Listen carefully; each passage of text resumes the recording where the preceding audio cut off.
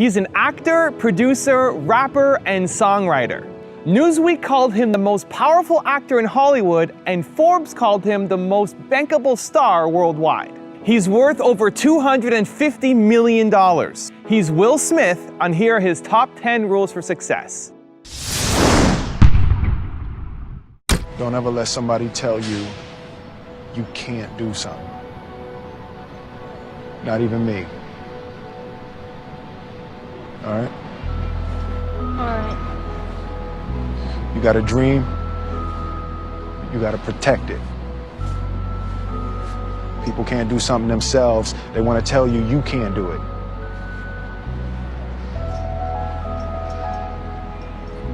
You want something, go get it. Period. We didn't grow up with the sense that where we were was where we were going to be. You know, we grew up with the sense that where we were almost didn't matter because we were becoming right. Something greater. There's a concept that I don't want to be an icon. I want to be an idea. You know, I want to represent an idea. I want to represent possibilities. I want to represent magic, right? That you're in a universe and 2 + 2 = 4. 2 + 2 only equals 4 if you accept that 2 + 2 = 4. 2 + 2 is going to be what I want it to be. You know, and there's a redemptive power that making a choice has, you know, rather than feeling like you're at effect to all the things that are happening. Make a choice. Like, you just decide what it's going to be, who you're going to be, how you're going to do it. Just decide. And then from that point, the universe is going to get out your way. It's like, it's water. It wants to move and go around stuff, you know. So for me, I want to represent possibilities. I want to represent the idea that you really can make what you want. One of my favorite books is The Alchemist, Paulo Coelho. And I just believe that. I believe that I can create whatever I want to create. If I can put my head on it right, study it, learn the patterns, and you know, it's hard to put into words, some real metaphysical, esoteric nonsense, but I feel very strongly that we are who we choose to be. Difference between depression and joy, right? And I think it's purpose, right?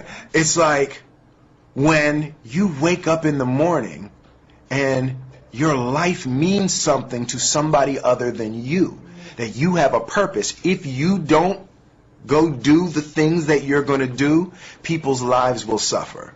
And I think that kind of purpose, that like to live in service, not to you, but to live in service to humanity, to live in service to your family, to live in service to your church, to your city, to your country, to the world. Living in service is that, I feel like that is the purest form of joy.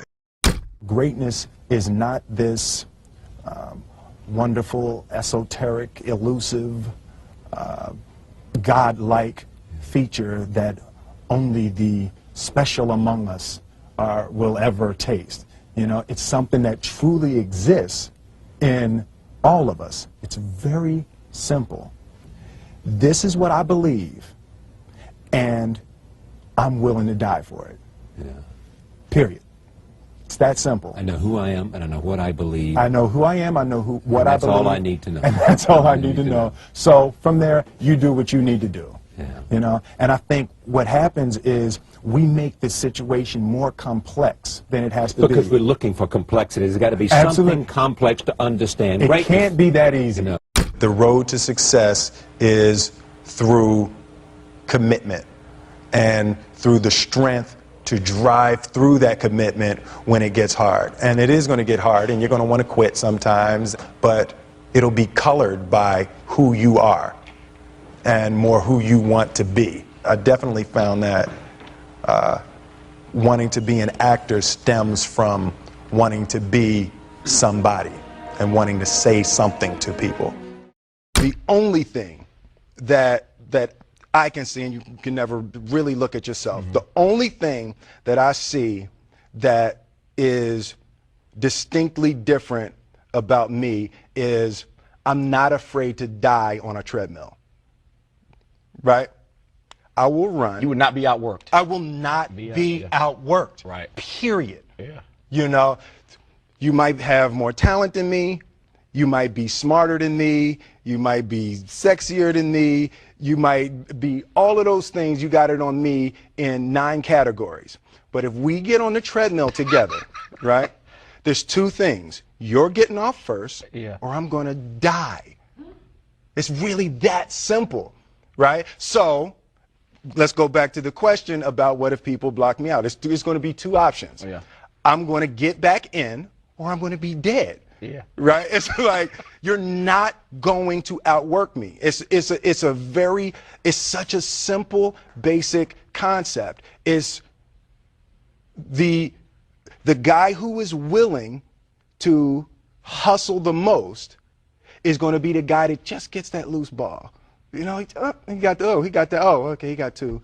Ooh, God, he hustled, he grabbed that one. That was going to be out of bounds, but he saved it back in. It's like the commodity that I see the majority of people who aren't getting the places they want or aren't achieving the things that they want in this business is strictly based on hustle. It's strictly based on being outworked. It's strictly based on missing crucial opportunities. I say all the time, if you stay ready, you ain't got to get ready. The separation of talent and skill is one of the greatest misunderstood concepts for people who are trying to excel, who have dreams that want to do things. Talent you have naturally. Skill is only developed by hours and hours and hours of beating on your craft. There's no easy way around it. No matter how talented you are, your talent is going to fail you if you're not skilled. You know, if you don't study, if you don't work really hard and dedicate yourself to being better every single day, you'll never be able to communicate with people. I'm motivated by fear. Fear. You know? Fear of what? Fear of fear. I hate being scared to do something. I hate that feeling of the feeling that I had before I had a meeting with Quincy Jones, because it was really Quincy Jones and a guy named Benny Medina and Jeff Pollock came with the idea for the Fresh Prince of Bel-Air. And I hated being scared, you know, that I didn't want to even take the meeting. There were opportunities during when my first year as a rapper. Bill Cosby and the people on the Cosby Show had seen my music video and called me to be a character to come and try out for the Cosby Show. And just every time it was set up, for some reason I couldn't make it. The fear of fear. The fear. I just hated that, being scared to do something. And I think what developed in my early days was the attitude that I started attacking things that I was scared of. You a better man than me. You happy? Now, you gonna tell Will or not? I'm not gonna do your dirty work for you. Fine. I'll call him from the road. Yeah, then why don't you do that? Yeah, I'll do that. Daddy-o! What's up? Will, I'm glad you're here. Some business came up I gotta handle. So we're gonna have to put our trip on hold. You understand? Yeah, that's cool. That's cool. Just for a couple of weeks. I understand. Yeah. Maybe a little longer. Yeah, whatever. Look, I'll call you next week and we'll iron out the details. Okay? Yeah. It was great seeing you, son. You too, Lou.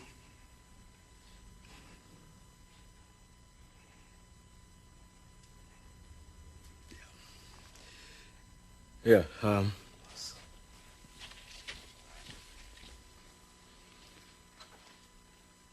sorry, Will. You know what? Actually, this works out better for me. You know, the slimmies of summer come to class wearing next to nothing. You know what I'm saying? Will, it's all right to be angry. Hey, why should I be mad? I'm saying at least he said goodbye this time. I just wish I hadn't wasted my money buying this stupid present. I'm sorry. If there was something that I Hey, could you know do. what? You ain't got to do nothing, Uncle Phil. Hey, ain't like I'm still 5 years old, you know? Ain't like I'm gonna be sitting up every night asking my mom, when's Daddy coming home, you know? Who needs him? Hey, he wasn't there to teach me how to shoot my first basket, but I learned, didn't I? Hey, I got pretty damn good at it too, didn't I, Yeah, Uncle Phil? you did. Got through my first date without him, right? I learned how to drive. I learned how to shave. I learned how to fight without him. I had 14 great birthdays without him. He never even sent me a damn card. To hell with him!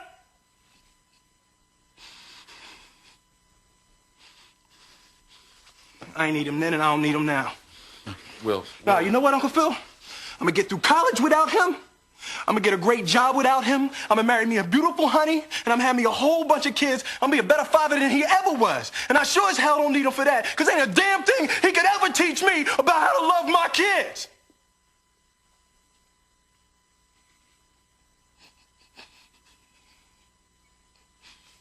How come he don't want me, man?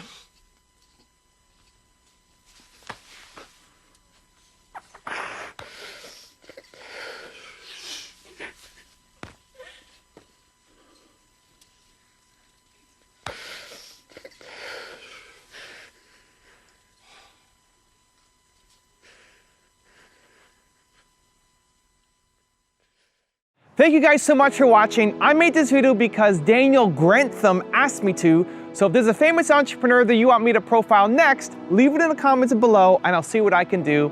I'd also love to know which of Will Smith's 10 rules resonates the most with you. Which one do you like the best? Leave it in the comments below. Thank you guys so much for watching. Continue to believe, and I'll see you soon.